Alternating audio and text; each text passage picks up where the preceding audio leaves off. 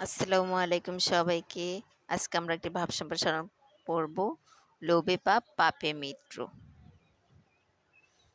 মূল ভাব: লোভ মানুষকে পাপ কাজে নিয়োজিত করে এবং পাপের পরিণতি হিসেবে আসে মানুষের মরণ।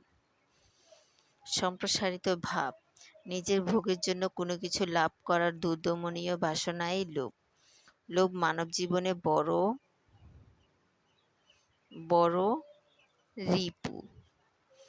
লোভকে পাপের আধার বলা যেতে পারে। রিপু বলতে এখানে ভুল বোঝানো হয়েছে, কেননা লোভ মানুষকে পাপ কাজে নিয়োজিত করে। মানব জীবনে লোভের পরিণাম হিসেবে আসে পাপ এবং সেই পাপের পরিণতি হিসেবে আসে মানুষের মরণ। লোভ মানুষকে কোথায় নিয়ে যায় ইতিহাসে তার অজস্র প্রমাণ রয়েছে।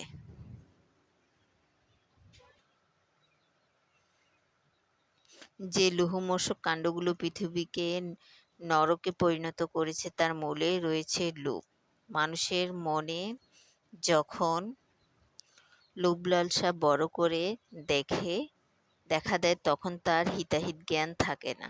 লোভকে চরিতার্থ করার জন্য মানুষ তখন যে কোনো অসৎ উপায়ে অবলম্বন করতে পরিচিত হয়। পাপের এ পরিণামের জন্য ঘনিয়ে আসে মৃত্যু বা ধ্বংস। আমরা ছোট থাকতে একজন একজন লোভী কৃষকের কথা শুনছিলাম, যে একটি হাঁসের থেকে সোনার ডিম পেড়েছিল।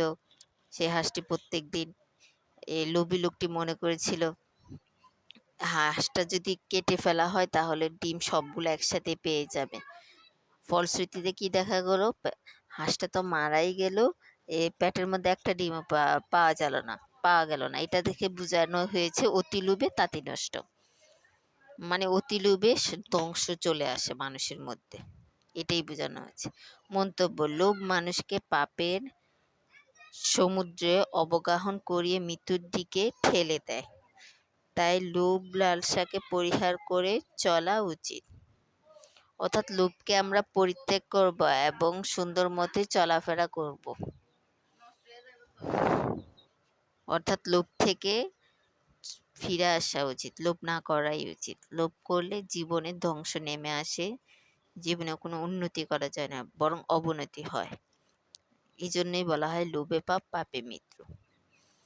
আজকের ক্লাসটা কেমন লাগলো কমেন্ট করে জানাবেন। আপনাদের ফ্রেন্ড সার্কেলের মাঝে শেয়ার করে দিবেন। সাবস্ক্রাইব করে চ্যানেলটির পাশে থাকবেন। আল্লাহ হাফিজ।